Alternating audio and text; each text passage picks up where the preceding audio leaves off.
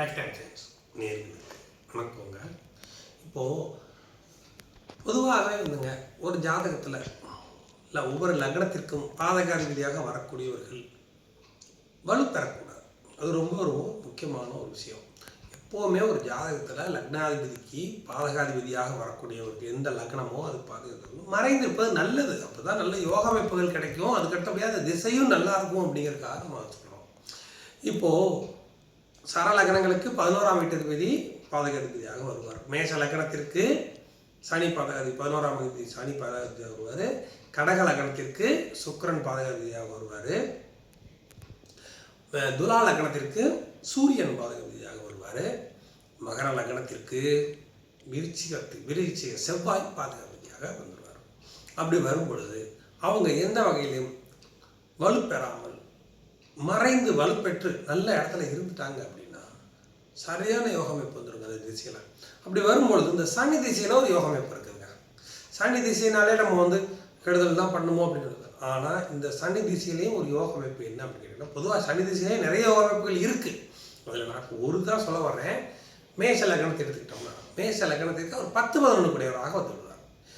மேஷ லக்னத்திற்கு 10-11 கூடியவராக வந்து 11ஆம் தேதி பாதகாதிபதியாக வரும்பொழுது இந்த சனி எந்த இடத்துல இருந்தால் நல்ல யோகமைப்புகளை கொடுப்பாரு அப்படிங்கிறதுல ஒரு பாயிண்ட் இருக்குது. அவரே வந்து மேஷ லக்னத்திற்கு 11ஆம் வீடு அவரோட வீடு, 10ஆம் வீடு அவரோட வீடு, 11ஆம் வீட்டுக்கு 12ஆம் வீடான 10ஆம் வீட்டில் இருப்பது நல்ல அமைப்பு, மகரத்தில் இருப்பதும் நல்ல அமைப்பு, தப்பு கிடையாது. நல்ல மறைந்து வலுப்பெறுவார். அதே சமயம் 10இல் கேந்திராதிபதி இருப்பது, கேந்திர பாவக்கிரகம் இருப்பது நல்ல அமைப்பு. ஆக மேஷ லக்னமாக வந்து மகரத்தில் சனி ஆட்சி பெற்று அவரை செவ்வாயோ யாரும் பார்க்காம இருந்துட்டா நல்ல அமைப்பை கொடுத்துருவாங்க. அதுக்கு அடுத்தபடியாக மேஷ லக்னத்திற்கு அதே சனி கன்னியில் போய் இருக்கிறார். அப்போ என்ன ஆகும்? கன்னியில் இருக்கும் பொழுது தன்னுடைய 11ஆம் வீட்டுக்கு 8இல் மறைவார். அப்போ மறையும் பொழுது சரியான யோகமைப்பை அவர் கொடுப்பாருங்க. இப்போது 6ல் இருக்கும்போது அந்த 6 வந்து சனியோட அதிநட்பு கிரகமான புதனுடைய வீட்டில், புதனுடைய உச்ச வீட்டில் இருக்கிறார். நல்ல அமைப்பு. 11ஆம் வீட்டுக்கு மறைகிறார். இப்படி தான் வரணும். 11ஆம் வீட்டுக்கு மறையும் பொழுது அந்த சனி திசை சரியான யோகத்தை கொடுக்குங்க. ஒரு சிலருக்கு இப்போ சனி திசை இருக்குதுங்க, நல்லாவே இல்லைங்க அப்படின்னா அந்த சனியை செவ்வாய் பார்த்துருப்பார். வேற ஒன்றும் இல்லை. செவ்வாய் ஏன் இந்த இடத்துல பார்க்கக்கூடாது அப்படின்னா, லக்னாதிபதி தான் இருந்தாலும் அவர் அஷ்டமாதிபதிங்கிற முறையில் அவர் வந்து செவ்வாய் வந்து சனியை பார்த்தா யோகமைப்புகளை சனி பண்ணார். இதுதான். அதே சமயம் மறைந்திருக்கவுண்டான யோகங்கள் கொஞ்சம் கொடுக்கும். இந்த புக்திகள்லாம் மாறும். அப்படி வரும் பொழுது 9-12 குருவினுடைய பார்வை சனிக்கு கிடைச்சாலும் நல்லா இருக்குங்க. பொதுவாகவே பாதகாதிபதி அப்படிங்கிறவர் மறைந்திருந்து திசை நடத்தும் பொழுது நல்ல யோகமைப்புகளை கொடுப்பார் அப்படிங்கிறது தான். இப்போ இங்கே பாவகரமாக வேற வந்துடுறார். அதனால இப்போ அது எப்படி வந்தால் எப்படி வருதுங்கிறது, கிரகங்கள் இருந்தால் எப்படி வரும் அப்படிங்கிறத இப்போ பார்க்கலாம். இப்போ பாருங்க, மேஷ லக்னங்க. மேஷ லக்னத்திற்கு 1, 2, 3, 4, 5, 6ல் போய் அவர் மறைகிறாரு. மறையும் போது என்ன ஆகும் அப்படின்னா 11ஆம் வீட்டுக்கு 8இல் மறைவார். இப்படி மறையும் பொழுது நல்ல யோக அமைப்புகளை கொடுத்துள்ளார். இந்த மேஷ லக்னத்திற்கு பாதகாதிபதியாக இருந்தாலும் சனி திசை வந்து ரொம்ப டாப்பாக இருக்கும்.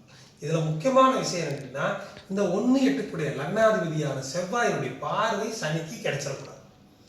அதுதான் அது வந்து கெடுபலன்களை கொடுக்கும். அதுக்கு அடுத்தபடியாக பார்த்தீங்கன்னா இந்த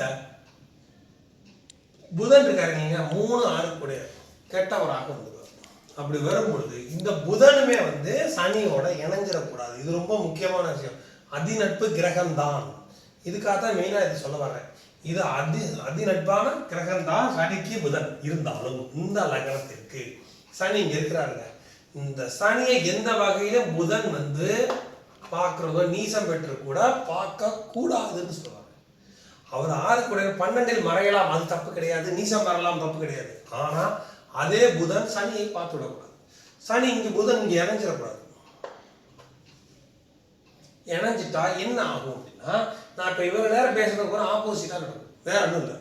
அப்போ நம்ம நினச்சிட்டு இருப்போம், லக்னத்துக்கு இந்த சனி புதன் சுக்கிரன் நட்பு தானேங்க, சுக்கிரன் அணி தானே, அவங்க நல்லதுதான். இந்த இடத்துல பண்ண மாட்டாங்க. அப்போது இந்த புதன் இணையும் பொழுது இந்த சனி திசை கெடுக்கும். நம்ம நினச்சிட்டு இருப்போம் ஆட்சியாக இருக்கிறாரு, புதன் உச்சமாக இருக்கிறாரு, அவர் கூட சனி இருக்கிறாரு, சனி சுபத்துவமாக இருப்பார், நல்லா நடக்கும், பண வரவுகள் வரும், எல்லாம் வெளியே போயிட்டு இருக்கும், எதையுமே நிற்க விடாது. அந்த மாதிரி கெடுதல்களை கொடுத்து கெடுக்கும். ஆனால் இந்த சனி மட்டும் இங்கேருந்து புதன் எந்த வகையிலையும் பார்க்கல, செவ்வாயும் பார்க்கலான்னா சனி திசை செம்ம டாப்பாக இருக்கும். அதுக்கு அடுத்தபடியாக இவர் யார் பார்க்கலாம் அப்படின்னு பார்க்கும்போது 9-12 குரு பார்க்கலாங்க. குரு பார்க்கலாம் அப்படின்னு எடுத்துக்கிட்டோம்னா நம்ம 3 வகையில் தான் அவர் பார்க்க முடியும். இப்போ குரு இங்கே இருக்கிறாருங்க, குரு இங்கேருந்து பார்க்குறாரு அப்படின்னா சனிக்கு நல்லது தான், ஆனால் குருவுக்கு கெட்டது. ஏன் கேட்டிங்கன்னா அவர் 9-12 12 இருக்கக்கூடாது. அப்போது சனி திசை நல்லா இருக்கும், குரு 9-12 எல்லாத்தையும் கெடுத்துருவார். அதாவது 12ஆம் வீட்டுக்குரிய எல்லா கெடுபலன்கள், அதாவது விரயங்கள், அதுகளைத்தான் கொடுப்பாரு வழிய பாக்கியஸ்தான அமைப்புகள் கிடைக்காதுங்கிறதுக்காக நான் அதை சொல்ல வர்றேன். அப்படி பார்க்கும்பொழுது சரி குரு இங்கேருந்து பார்த்துட்டாருங்க சனி அப்படின்னா இங்கே நீசம் பெற்றுவார். குரு சனியை பார்க்க சனிக்கு நல்லது, சனி நல்ல திசைகள், சனி திசை ரொம்ப டாப்பாக இருக்கும், குரு திசையும் மோசம் இருக்காது. இருந்தாலும் இந்த 9-12 கூடிய பாக்கியங்கள் இல்லாமலே போய்விடும். அதனால குரு இங்கேருந்து பார்க்குறதும் அவர் பெரிய அமைப்பாக வராது. 2ல் குரு இருந்து 5ஆம் பார்வையாக பார்க்குறாங்க, அது பரவாயில்லைன்னு சொல்லலாம். இங்கேருந்து குரு சனியை பார்க்குறாரு அப்படின்னா பரவாயில்லை அப்படின்னு சொல்லுவோம். ஆனால் இன்னொரு முக்கியமான விஷயம், இந்த லக்னத்துக்கு எந்த வகையிலும் சுக்கிரன் கெட்டுவிடக்கூடாது, 2-7 கூடியவராக வந்து விடுவார். அப்படிங்கிறப்போ எந்த வகையிலும் 6லையோ எங்கேயோ மறைஞ்சு இருந்துட்டார் அப்படின்னா திருமண வாழ்க்கையில் பிரச்சனை வந்துடும். அதே சமயம் அந்த சுக்கிரன் எங்கேயுமே இல்லாமல் மறைந்து இங்கே இருந்துட்டாருன்னா திருமண வாழ்க்கையும் நல்லா இருக்கும். அதே சமயம் இந்த பெரிய ப்ளஸ் பாயிண்ட், சனி சுக்கிரனை பார்ப்பார், அம்சமான அமைப்பு. சனி 10ஆம் பார்வையாக சுக்கிரனை பார்ப்பார் இந்த இடத்துல. அப்படிங்கிறப்போ 2-7 கூடியவர் நல்ல இடத்துல போய் மறைஞ்சிருந்து அவரை சனி பார்க்கும் பொழுது திருமண வாழ்க்கையும் நல்லா இருக்கும். இந்த சனி சுக்கிரனை பார்க்கறதும் நல்லது, இந்த இடத்துல நல்லது. 6ல் அதே சமயம் இதே தான் சொன்னேன், இப்போ திருப்பியே சொல்லிடுறேன், புதன் மட்டும் இந்த இடத்துல எங்கேயும் சம்மந்தப்பட்டிருப்பாங்க. புதன் வந்து இங்கே இருந்துட்டாங்க, சனி புதனை பார்த்தால் என்ன ஆகும் அப்படின்னா அந்த 6ஆம் வீட்டு பலனை கொடுத்துடுவார், வேற ஒன்றும் இல்லை. அதனால பார்க்கக்கூடாதுன்னு சொல்லிட்டே இருக்கேன். இந்த சனி வந்து புதனை பார்த்துக்கூடாது, சுக்கிரனை பார்க்கலாம். புதனை பார்த்துட்டார் அப்படின்னா அப்படியே வந்து இந்த 6ஆம் வீட்டு கெடுபலன்களை கொடுத்துடுவார்.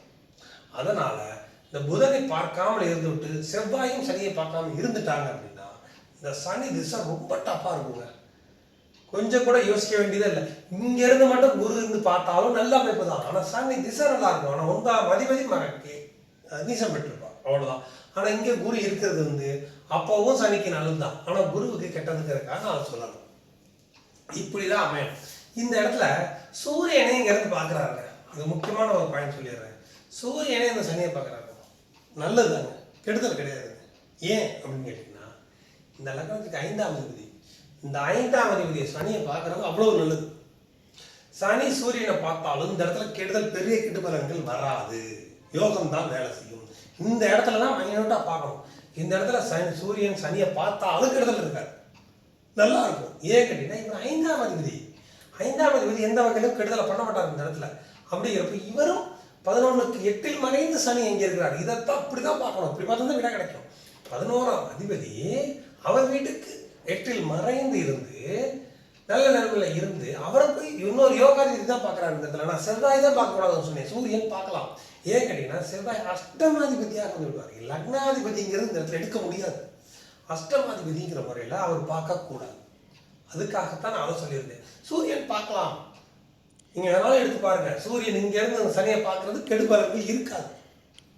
சூரிய திசையும் நல்லா இருக்கும், சனி திசையும் நல்லா இருக்கும். சூரிய திசை ரொம்ப நல்லா இருக்கும்னு சொல்ல முடியாது. ஏன் கேட்டீங்கன்னா அவர் 5ஆம் வீட்டிற்கு 12ல் மறைகிறார். அப்போ சூரிய திசை சுமாராக தான் இருக்கும், சனி திசை தப்பாக. சூரியன் பார்த்தாலும் பரவாயில்லை, இப்படி தான் நம்ம பார்க்கணும்.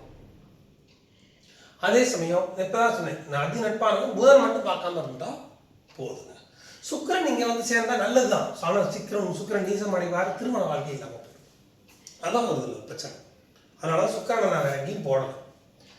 அப்படி இருந்தோம் இல்லைங்க, எல்லாம் சரிதாங்க, இந்த ஜாதகமே டாப்பான ஜாதகங்க, அம்சமாக இருக்கணுங்க அப்படின்னா இங்கே குரு இருக்கணுங்க. இங்கே சனி 9ஆம் வீட்டில் குருங்க, குரு திசை செம டாப்பாக இருக்குங்க, அம்சமான யோகம் அமைப்பாக இருக்குங்க. உங்களுக்கு என்னென்ன செல்வங்கள் வேணுமோ என்னென்ன வேணுமோ அவ்வளவே பண்ணி கொடுத்துருவார். இந்த குரு திசை முடிஞ்சாலும் சனி திசை வரும், அது அதை விட டாப்பாக இருக்கும். அப்போ 19, 16, 35 வருஷம் டாப்பாக இருக்கும். இதுதான் விஷயம். அதுக்கு தான் நான் இந்த இடத்துல போட்டேன். இப்போ குரு சனியை பார்க்க மாட்டார், பரவாயில்லை. ஆனால் குரு திசையும் டாப்பாக இருக்கும், சனி திசையும் டாப்பாக இருக்கும். இப்படி தான் அமையும். ஒவ்வொரு லக்னத்துக்கும் மாறும். நம்ம தான் அதுக்கு தகுந்த மாதிரி பார்க்கணும். அதே சமயம் இன்னொரு முக்கியமான விஷயம் கேட்டீங்கன்னா, சனி வந்து 3, 7, 10ஆம் பார்வையாக இந்த புதனுடைய வீட்டை பார்ப்பார், 6ஆம் வீட்டை பார்ப்பார். அதனால தான் இந்த புதனையும் ஒரு பார்க்கக்கூடாதுன்னு நான் சொல்லியிருந்தேன். இந்த குரு இங்கே இருந்தார், இங்கே சனி இருந்துட்டார், சொல்ல வேண்டியதே இல்லை. அம்சமான யோகம் எப்போ கொடுத்துருவார். இந்த லக்னாதிபதியும் 8ஆம் வீட்டை பார்க்காமல் இருந்து விட்டார் அப்படின்னா நல்ல அமைப்பு உருவாயிடும். லக்னாதிபதி 8ஆம் வீட்டை பார்க்காம ஒரு இடத்துல இருந்துட்டாரு அப்படின்னா நல்ல யோகம் அமைப்பை அது கொடுத்துரும். 8ஆம் வீட்டை செவ்வாய் முக்காரணத்தை கொண்டு பார்க்கக்கூடாது. அப்படி இருக்குதா அப்படின்னு பாருங்க. வேற எதாவது டவுட் இருந்தாலும் நீங்கள் கமெண்ட்